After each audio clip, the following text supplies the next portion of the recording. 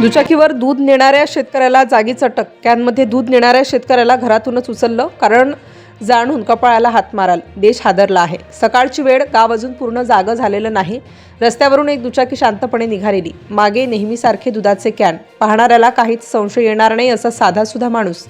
दररोज सारखाच आजही दूध पोहोचवायला निघालेला. लोकांना वाटलं हा पण आपल्यासारखाच एक कष्टकरी शेतकरी, दूध विकून घर चालवणारा. कुणाच्या डोळ्यातही शंका नाही, कुणाच्या मनातही प्रश्न नाही. पण अचानक रस्त्यात पोलिसांची गाडी थांबते.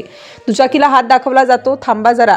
तो माणूस गडबडत नाही, घाबरत नाही. नेहमीसारखाच शांतपणे गाडी बाजूला घेतो. पोलीस विचारतात, कुठं चाललात? तो सहज उत्तर देतो, दूध द्यायला चाललोय.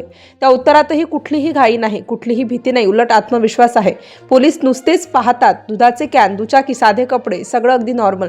पण तरीही पोलिसांचा अनुभव सांगतो आज काहीतरी वेगळं आहे. एक पोलीस पुढे येतो, कॅनकडे पाहतो आणि म्हणतो, जरा उघडून दाखवा. क्षणभर त्या माणसाच्या चेहऱ्यावर वेगळीच छटा दिसते. खूपच क्षणभर पुन्हा तो सावरतो, कॅन उघडतो आणि त्या क्षणी पोलीसही स्तब्ध. आसपासचे लोकही हादरले, कारण त्या कॅनमध्ये दूध नव्हतंच. जे दिसलं ते पाहून क्षणभर कुणालाच विश्वास बसला नाही. संपूर्ण परिसरात एकच खडबड उडाली. हा प्रकार समोर येताच पोलिसांनी त्या तरुणाला ताब्यात घेतलं. चौकशी सुरू झाली. नाव विचारलं, पत्ता विचारला. तो तरुण निघाला मध्य प्रदेशातील छतरपूर जिल्ह्यातील पडरिया पोलीस ठाण्याच्या हद्दीत राहणारा. वय अवघं 23 वर्ष. नाव संदीप सेन. वडिलांचं नाव पुन्नी सेन, रहिवासी जाखरोन खुर्द. पहिल्यांदा पोलिसांनाही वाटलं हा एखाद्या मोठ्या टोळीचा माणूस असावा. पण हळूहळू चौकशी पुढे सरकली आणि एक एक धक्कादायक गोष्ट समोर येऊ लागली. हा तरुण बराच काळ बेकायदेशीर दारूच्या व्यापारात सहभागी होता. पण प्रश्न एकच होता, दुधाच्या कॅनमध्ये दारू नेण्याची कल्पना त्याला सुचली तरी कशी?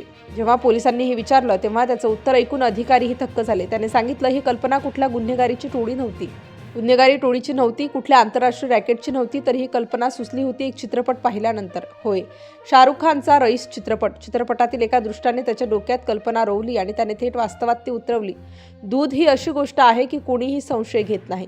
सकाळी दूधवाला दिसला की सगळे दरवाजे उघडतात आणि याच विश्वासाचा गैरफायदा घेत त्याने दुधाच्या डब्यांमध्ये देशी विदेशी दारू भरून तस्करी सुरू केली. दररोज वेगवेगळ्या ग्राहकांच्या नावाने दारू पोहोचवली जात होती. कुणीही पकडणार नाही अशी त्याची खात्री होती. पण म्हणतात ना, कायदा कितीही वेळ झोपला तरी तो जागा होतोच. पडरिया पोलीस ठाणे अवैध दारू विरोधात कारवाई करत होते आणि याच मोहिमेत हा बनावट दूधवाला त्यांच्या जाळ्यात अडकला. कॅन उघडताच दुधाच्या जागी देशी दारूच्या बाटल्या सापडल्या. क्षणातच त्याला अटक झाली. गुन्हा दाखल झाला. न्यायालयात हजर केलं गेलं आणि थेट तुरुंगात पाठवण्यात आलं. एक साधी दुचाकी, दुधाचे कॅन आणि मागे लपलेला बेकायदेशीर दारूचा काळा व्यवसाय.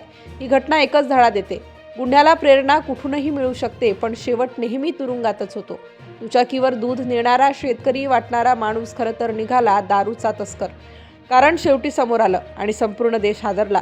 जर हवं असेल तर याच स्क्रिप्टवर thumbnail text, Facebook, YouTube title किंवा थोडी अधिक भडक सुरुवातही करून देतो. सांगायचं असेल तर फक्त हो म्हणा.